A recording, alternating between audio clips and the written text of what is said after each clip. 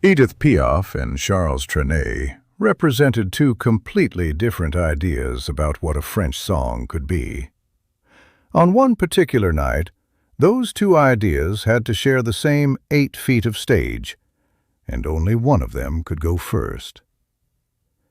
That fact, as simple as it sounds, was not a small thing in the world of Paris cabaret. The order of a program was not a neutral decision. It shaped how an evening felt, how an audience carried itself through the night, and what the performers themselves were being asked to do, whether to warm a room up or to send it home.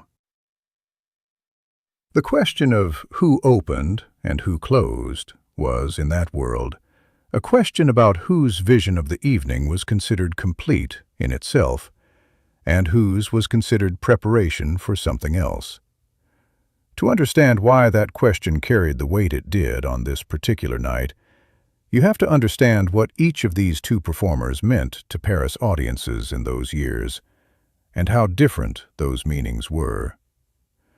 Charles Trenet had arrived in the public consciousness already carrying a kind of energy that Paris had not quite seen before in Chanson, a lightness, a wit, a way of moving through a song as though the song itself were surprised and delighted by where it was going.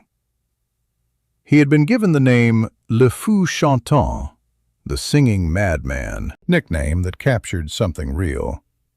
The sense that Trenet's performances came from a place of genuine, almost uncontainable enthusiasm for melody, for wordplay, for the pleasure of putting sounds together in ways that felt fresh and unexpected. His songs were not dark. They were not about suffering. They were about the sea, about joy, about the ordinary details of the world transfigured by a kind of poetic playfulness that audiences found irresistible. He made people feel, when they listened to him, that the world was larger and more interesting than it had been before the song started. Edith Piaf made people feel something entirely different. Her songs did not move through the world with lightness. They moved through it with weight, the weight of experience, of streets, of loss, of a life lived close to the ground and in full view of everything that could go wrong there.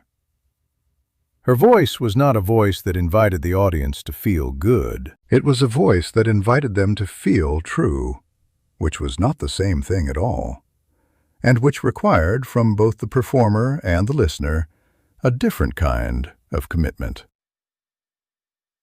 She had come up through the streets of Paris, through the courtyards where coins were dropped into upturned hats, through small clubs where the lighting was poor and the audiences were impatient.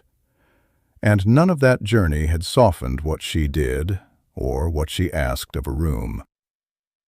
She sang as though the song were the only honest thing left to say, and the audiences who responded to her did so with the particular, concentrated attention of people who recognize, in a performance, something they have never quite been able to put into words themselves. These were not complimentary visions of what Chanson could be. They were, in important ways, almost opposite ones. One oriented toward light, the other toward depth. One asking the audience to feel the pleasure of being alive, the other asking them to feel the difficulty of it. Both were, in their own terms, completely valid answers to the question of what a song for and about Paris might need to do. But they were not answers that fit easily into the same evening without one of them, inevitably, altering the experience the other had created. On this particular night, the management of a small Paris cabaret had booked both of them on the same bill, not out of any particular programmatic vision, but out of the practical arithmetic of putting together an evening's entertainment in a world where performers moved through a circuit of clubs and cabarets on schedules set weeks in advance, with adjustments made as needed and without much advance coordination between the acts themselves. Neither Piaf nor Trenet had been told, initially, that the other would be there. The announcement was made, in whatever form it was made, with enough lead time to be unavoidable, but not enough to be discussed at length. What this created backstage, in the hours before the evening began, was a situation that the management handled with the particular kind of careful vagueness that people in that world used when two things of very different weight were expected to coexist in the same space. The order had to be decided. The decision had to be communicated. And however it was communicated, it was going to carry implications that everyone in the building understood without anyone needing to state them directly. Backstage in those hours, the two performers occupied the same small space in the way that performers on a shared bill always do, aware of each other, deliberate about the awareness, neither entirely at ease with it, and neither showing that unease in any way that could be pointed to directly. Trenet's natural mode was warmth, an easiness of manner that translated offstage as well as on. Piaf's natural mode was intensity, a quality of focused self-containment that people sometimes misread as coldness, but that was, more accurately, simply the way she gathered herself before performance. These were not personalities that moved toward each other naturally. They were, instead, personalities that understood each other, which is a different thing, a recognition without closeness, a mutual awareness of what the other was doing and why, without any need to discuss it. Edith Piaf, at this point in her career, was known, genuinely known, not merely recognized, but her position in the hierarchy of Parisian entertainment was still in the process of establishing itself. She had enough of a following to fill small rooms and to command the attention of audiences who had heard her before, but she had not yet reached the point where her presence on a bill resolved questions automatically. Charles Trenet, by contrast, had the particular advantage of an established public image that arrived in a room before he did. Audiences who came to a cabaret on a night when his name was on the bill came already holding something in mind, an expectation of the mood his presence would create, a readiness to receive a certain kind of evening. This was the choice point of the night, not a single dramatic moment, but a structural decision whose weight everyone present understood. Edith Piaf would open the evening, Charles Trenet would close it. The logic, from the management's perspective, was not hostile. In a world where the closing act was traditionally considered the headline, the decision placed Trenet in the position of greater visibility, the person the audience went home thinking about, the name most strongly associated with the evening as a whole.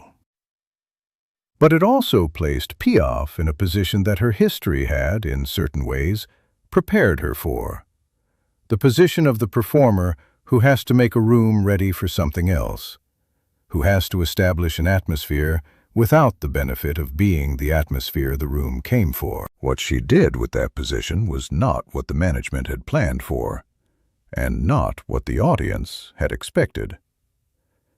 The room, when Piaf took the stage, was in the particular state that small cabaret audiences are in at the beginning of an evening.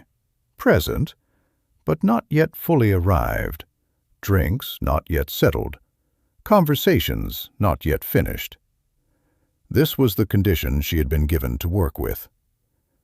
And she worked with it the way she always worked with difficult conditions, by refusing to accommodate them.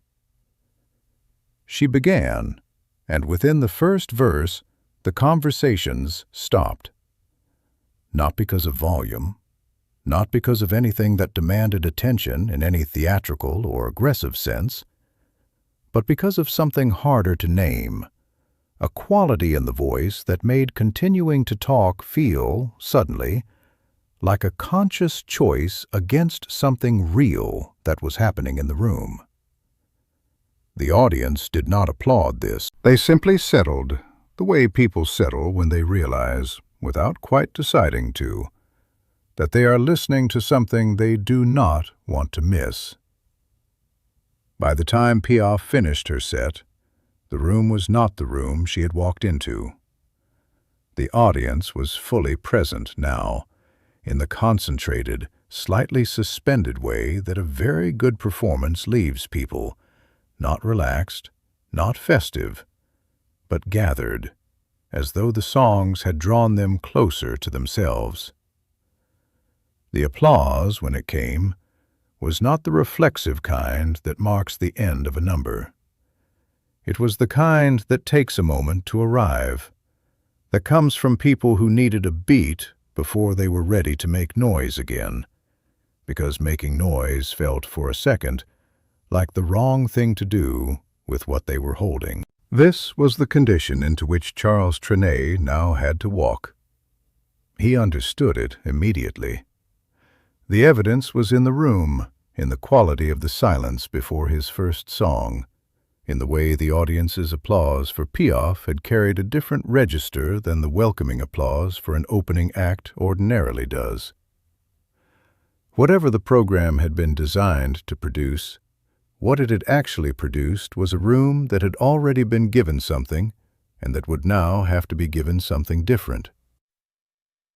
Trenet did not attempt to continue what Piaf had done. He could not have, and he would not have tried. What he did instead was something that, in its own way, required as much confidence as her performance had required.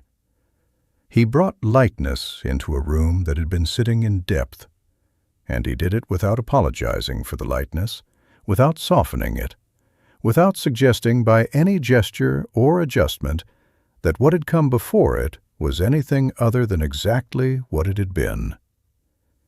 He sang, and the room shifted, not away from what Piaf had created, but alongside it, into something else, something that the audience had not expected to want after what they had just heard and found, to their own mild surprise, that they did. Afterward, backstage, accounts of what passed between Piaf and Trenet are fragmentary and uncertain, the kind of second-hand recollections that exist about evenings where no one thought, in the moment, to record anything. What is clear is that neither of them left immediately after their sets, and that the people who worked at the venue that night had the impression of two performers who had, without quite planning to, spent an evening demonstrating to each other something about the range of what their shared form could contain. They were never, in any simple sense, rivals. The word implies competition over the same territory, and what that night made visible was precisely that their territories did not overlap in any way that made competition meaningful. They were, instead, something rarer.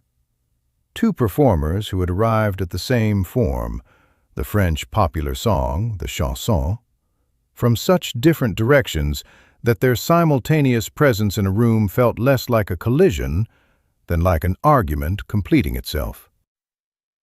What the evening revealed was not which of them was better, or whose vision of Chanson was more legitimate, or which kind of song Paris needed more. It revealed, instead, something about the form itself, that it was large enough to hold both of them, that Trenet's lightness did not undo Piaf's weight, and that Piaf's depth did not make Trenet's joy seem shallow. Each, by existing on the same program, made the other's territory more visible, more specifically itself. This is what the evening ultimately gave back to anyone who thought about it afterward.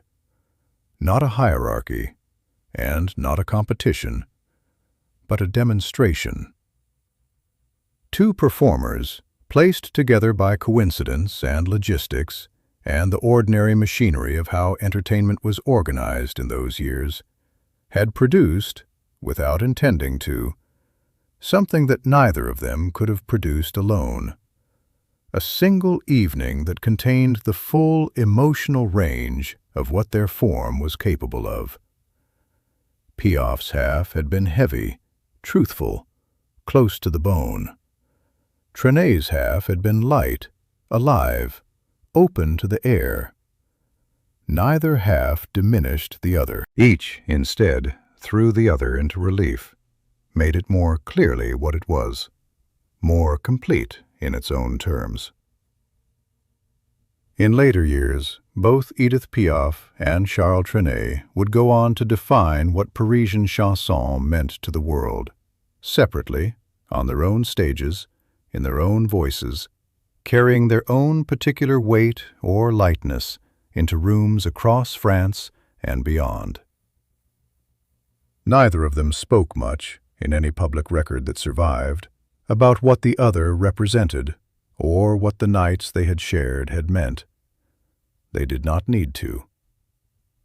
What they had each said, on those stages, was already on the record, in the music, in the rooms that remembered it, in the audiences who had sat inside both worlds and understood, without being told, that the city they lived in was large enough to need both.